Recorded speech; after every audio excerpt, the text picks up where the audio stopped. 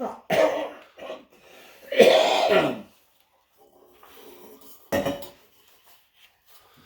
this is a cranberry Thanksgiving. Maggie darted about like a black-winged bird in search of wood for the fireplace. She and her grandmother lived at the edge of a lovely cranberry bog in New England, and the winds were cold at the edge of the sea.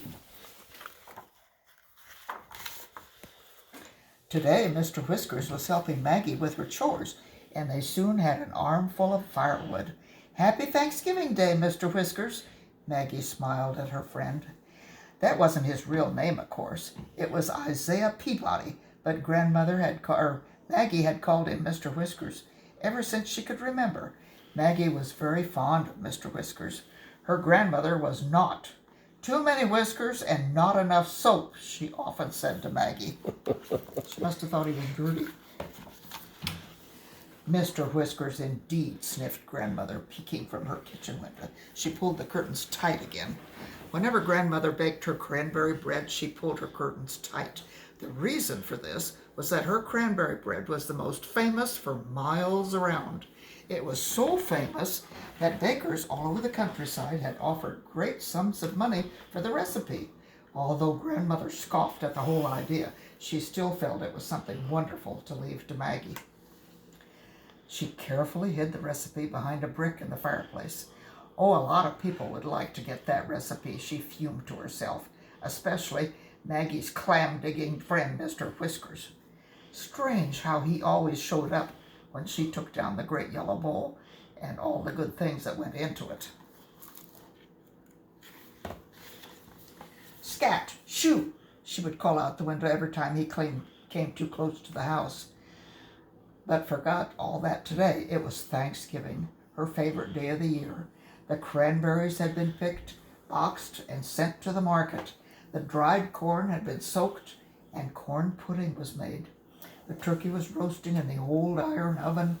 Turnips, tiny green peas, pumpkin pie were ready. The cranberry bread was cooling on the wooden board. The real work was done, and the feast was almost ready. Every year, Grandmother invited a guest for dinner and allowed Maggie to do the same. "Ask someone poor and lonely," she always said. It never mattered to Maggie or her grandmother that the red carpet was worn and mended and the silver spoons didn't match. Friendship was sharing, and sharing were more important, but everybody knew that. Red-cheeked Maggie raced into the house. While she changed, Grandmother excitedly told her who she had invited. Mr. Horace was his name, and he was staying at the town hotel. "He actually bows, and he has a gold cane and smells of lavender," said Grandmother happily, "and he's all alone." Maggie looked a little uncertain. "My guest doesn't smell of lavender," she began, "and he hasn't had a Thanksgiving dinner in 20 years. I invited Mr. Whiskers." "Mr. Whiskers?" Grandmother didn't appear to believe she'd heard right. "You mean here in this house?" But now there was a sound at the door and a loud clanging of the knocker. "Quick, Grandmother, take off your apron." Grandmother opened the door, and there were both guests. Mr. Horace, pink-cheeked and starched, and Mr. Whiskers in his old captain's hat. As they came in, trailing behind was the smell of lavender and an aura of clams and seaweed. Mr. Whiskers held up his hands to Grandmother. "Clean," he said. "Oh, and where is your tie?" Grandmother asked. He lifted his long whiskers. "Right here where it's always been," he growled. Maggie thought she saw a smile from behind the whiskers. "Hump," said Grandmother, and taking Mr. Horace's arm, she led them into the dining room.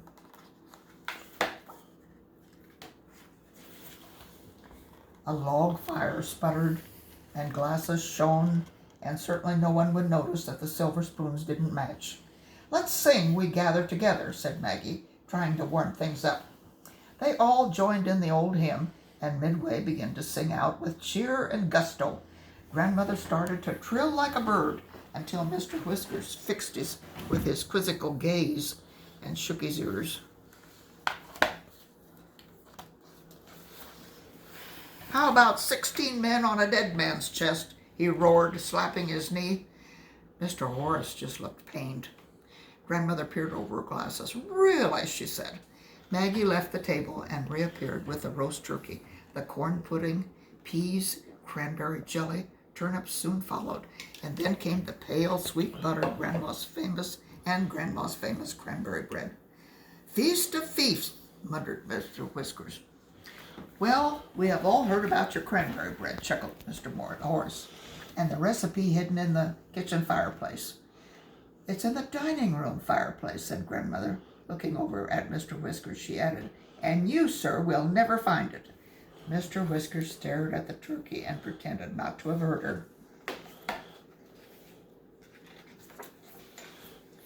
Maggie began to get nervous, but she made sure everyone was served some of each dish, and they began to eat.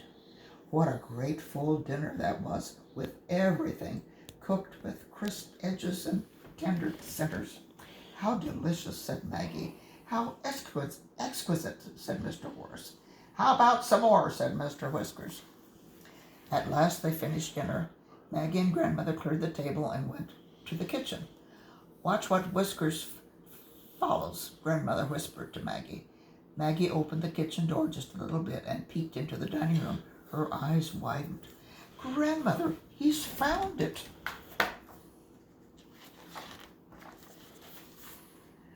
Crash! Chippity! There was a sound of wild scuffling, loud shouts, and falling chairs. Two figures pushed to the front door. For a moment they wrestled in the doorway, and then it seemed they burst into the purple dusk. One chased the other into the cranberry bog. See these two guys chasing each other? Mm-hmm. Which one has the pie thing? Just listen. Which one though? The nerve of him, stealing our recipe, said Grandmother, with fire in her eye. Maggie knew who she meant. It wasn't Mr. Whiskers. It was Mr. Horace. Mr. Horace, Grandmother looked shocked. But why? Because he owns the bakery in the city. And Mr. Whiskers knew this, Grandmother asked. Yes, said Maggie. Mr. Whiskers kindly came in today to watch Mr. Horace and to have dinner. Mr. Whiskers came puffing up to the door, holding Mr. Horace by the collar. Proudly he held the recipe high in his other hand.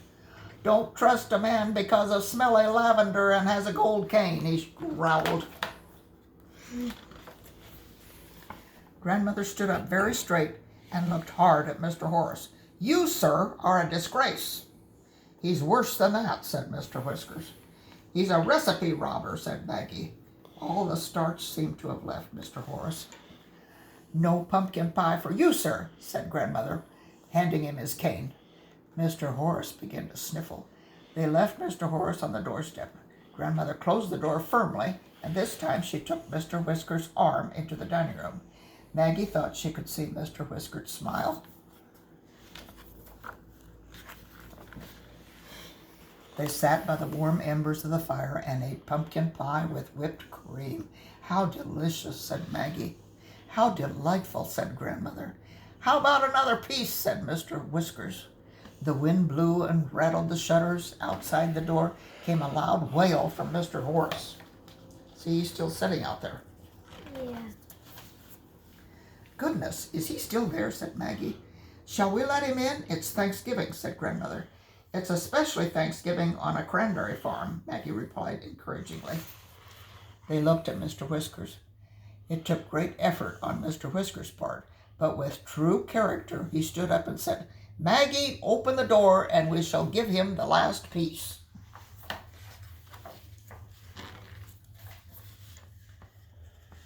How about 16 men on a dead man's chest? Grandmother asked him while Maggie went to the door, and even his whiskers couldn't hide that smile. And here's the recipe. 2 cups of sifted flour, 1 cup of sugar, 1½ teaspoon of baking powder, 1 teaspoon of salt, 1/2 teaspoon of baking soda, 1/2 cup of butter or margarine, 1 egg beaten, 1 teaspoon of grated orange peel, 3/4 cup of orange juice, 1½ cups of light raisins, 1½ cups of fresh or frozen cranberries chopped. Sift flour, sugar, baking powder, salt, baking soda into a large bowl. Cut in the butter mixture until crumbly. Add the egg, orange peel, orange juice all at once. Stir until mixture is evenly moist. Fold in raisins and cranberries. Spoon into a greased 9 by 5 by 3-inch loaf pan. Bake at 350 degrees for 1 hour and 10 minutes, or until a toothpick inserted in center comes out clean. Remove from pan, cool, and on a wire rack. If you choose, you may substitute cranberries in the raisins for all the cranberries in the bread. Awesome.